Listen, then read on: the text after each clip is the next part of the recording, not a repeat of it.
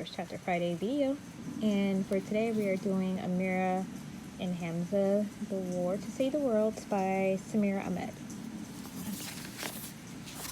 Another first chapter Friday. Okay. Chapter 1. When you wish upon a star. I don't believe in wishes. Not anymore.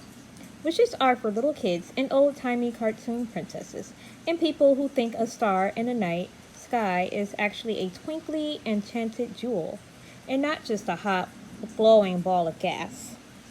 I wasn't always like this. I used to make wishes when I blew out my birthday candles.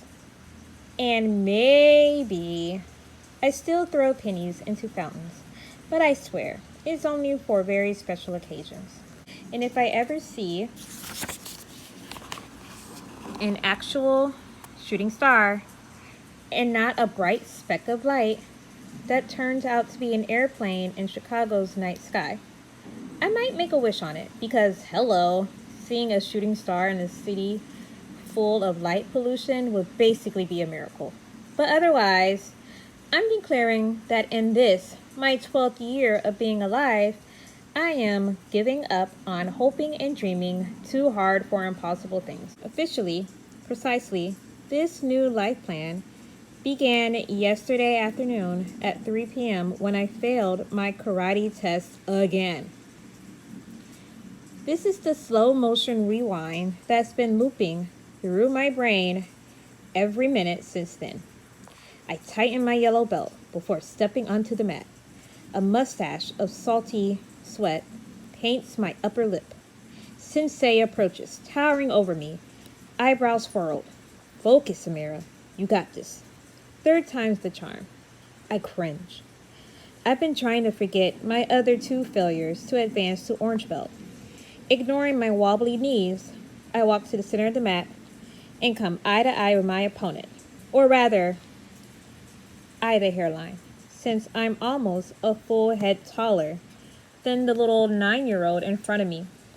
Her hair is pulled back into a tight ponytail, wrapped with a pink glittery bow. I got this. I smile. She scowls back. I swear, she almost snarls. It's the longest 3 minutes of my life. You hesitate, Amira. You make it too easy for your opponents to block you, Sensei told me after my humiliating defeat. Attack. Imagine yourself defeating them. But how? How can I imagine something I can't do? I asked. Sensei gave me one of his enigmatic smiles. Stop being scared of your own power. You have the tools, but you need to believe here and here. He pointed to his chest, then tapped his head. It's the same old out-of-tune song every adult sings. Believe in yourself. Fine. Okay. I do. My life is a believapalooza. So why isn't it enough? So, no more wishes on pretend stars. Technically, real stars are blazing spheres of plasma held together by gravity, which is not that different from us, really. I'm not giving up on those actual stars, or the planets, or the endless mysteries of the universe that I want to solve. Science is real, and failing is built into it. Scientific method expects failure, and failing is built into it. The scientific method expects failure, and failure is something I can succeed at. Every evening this summer, I've hauled my telescope onto our roof deck, taking notes on whatever celestial bodies I could find. Chicago's night sky are not the best for spotting constellations, but I did spy Mars once, a glowing red dot above the roofs in our Hyde Park neighborhood. Mostly, though, I spy the moons, its craters, its bumps and bruises, its phases. How sometimes it looks like a wink, and other times a sad old face, full and hazy, low on the horizon over Lake Michigan. The moon is Earth's BFF, a friend we can count on to always be there. All this lunar prep have been in anticipation of tonight. My single chance to experience a once-in-a-century, once-in-a-lifetime phenomenon. A supermoon, a blue moon, and a blood moon. all in one night.